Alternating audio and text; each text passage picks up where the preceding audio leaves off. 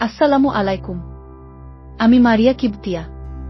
আজকে আমাদের সঙ্গে এসেছেন জোসেফ মোহাম্মদ কুমার। আমরা তার সঙ্গে আলোচনা করব। জোসেফ, শুভেচ্ছা। কেমন আছো? মারিয়া, তোমাকে ধন্যবাদ। আমি ভালো আছি। তো কি নিয়ে আলোচনা করবে আজকে? জোসেফ, তুমি তো ঈশ্বরে বিশ্বাস করো না।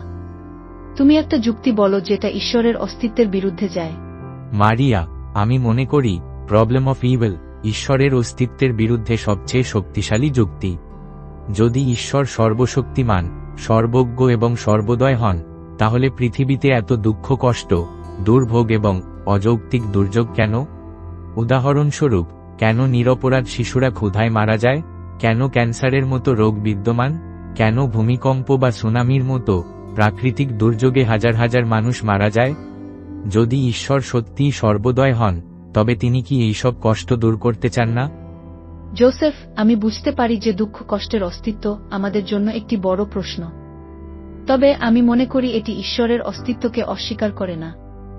বরং দুঃখ কষ্টের অস্তিত্ব আমাদের সীমিত জ্ঞানের কারণে ঈশ্বরের পরিকল্পনা বোঝা কঠিন করে তোলে।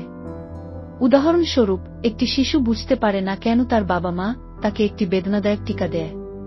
কিন্তু বাবা মা জানেন যে এটি তার দীর্ঘমেয়াদী মঙ্গলের জন্য প্রয়োজনীয়। তেমনি ঈশ্বরের পরিকল্পনা আমরা সবসময় বুঝতে পারি না। তোমার উদাহরণটি আকর্ষণীয়, কিন্তু এটি পুরোপুরি সঠিক নয়। টিকা দেওয়ার ক্ষেত্রে আমরা জানি যে এটি একটি বৃহত্তর মঙ্গলের জন্য সাময়িক কষ্ট। কিন্তু যখন একটি শিশু ক্ষুধায় মারা যায়, তখন এর পেছনে কি বৃহত্তর মঙ্গল থাকতে পারে? এটি সম্পূর্ণ অযৌক্তিক এবং অপ্রয়োজনীয় কষ্ট।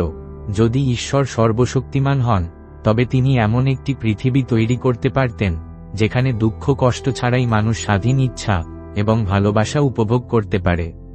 তুমি বলছো যে ঈশ্বর একটি পৃথিবী তৈরি করতে পারতেন যেখানে দুঃখ কষ্ট নেই। কিন্তু তুমি কি বুঝতে পারছো যে দুঃখ কষ্ট ছাড়া একটি পৃথিবী মানে আমাদের স্বাধীন ইচ্ছার অভাব? ঈশ্বর আমাদের স্বাধীন ইচ্ছা দিয়েছেন এবং এর ফলে আমরা ভালো বা মন্দ কাজ করার ক্ষমতা পেয়েছি। যদি ঈশ্বর আমাদের সব মন্দ কাজ থেকে বাধা দিতেন, তবে আমরা কি সত্যিই স্বাধীন হতে পারতাম? স্বাধীন ইচ্ছার যুক্তি দিয়ে তুমি নৈতিক দুঃখ কষ্ট, যেমন যুদ্ধ বা অপরাধ, ব্যাখ্যা করতে পারো। কিন্তু প্রাকৃতিক দুঃখ কষ্টের, যেমন ভূমিকম্প, সুনামি বা ক্যান্সারের কি ব্যাখ্যা? এগুলো তো মানুষের স্বাধীন ইচ্ছার ফল নয়।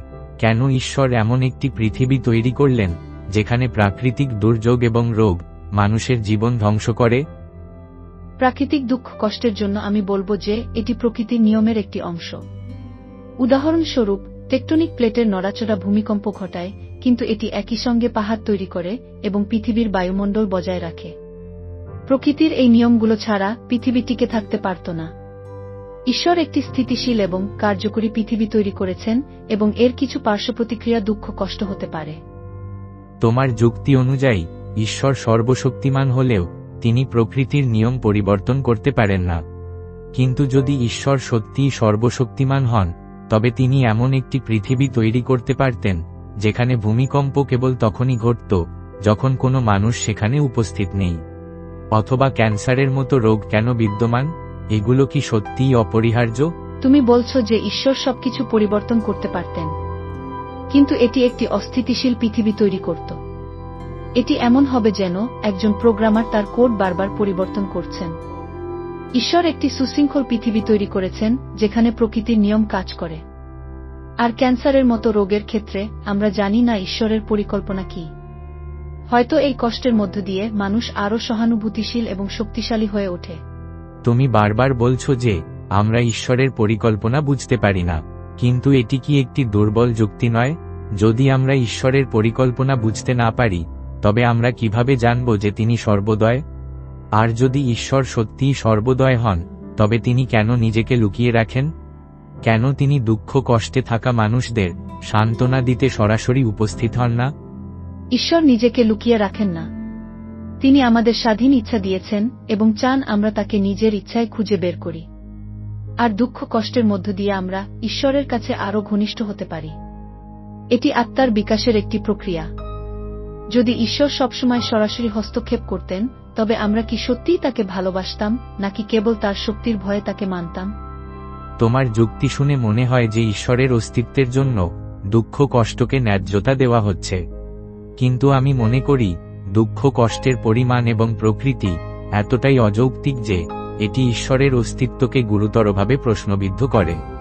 হয় ঈশ্বর সর্বশক্তিমান নন, নয়তো তিনি সর্বদয় নন।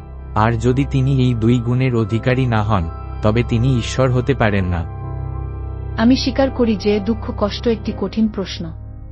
তবে আমি বিশ্বাস করি যে আমাদের সীমিত জ্ঞান দিয়ে ঈশ্বরের পরিকল্পনা বোঝা সম্ভব নয়। দুঃখ কষ্টের মধ্যেও ঈশ্বরের ভালোবাসা এবং উদ্দেশ্য বিদ্যমান। এটি আমাদের বিশ্বাস এবং আস্থা পরীক্ষা করার একটি উপায়। আর দুঃখ কষ্টের মধ্য দিয়েই আমরা ঈশ্বরের কাছে আরও ঘনিষ্ঠ হতে পারি। ঠিক আছে, আমরা একমত না হলেও আলোচনা করতে পারছি, এটাই গুরুত্বপূর্ণ। হ্যাঁ, একমত না হলেও যুক্তিসঙ্গত আলোচনা করা দরকার। জোসেফ, তোমাকে ধন্যবাদ। এই ভিডিওটি শেষ পর্যন্ত দেখার জন্য সবাইকে ধন্যবাদ।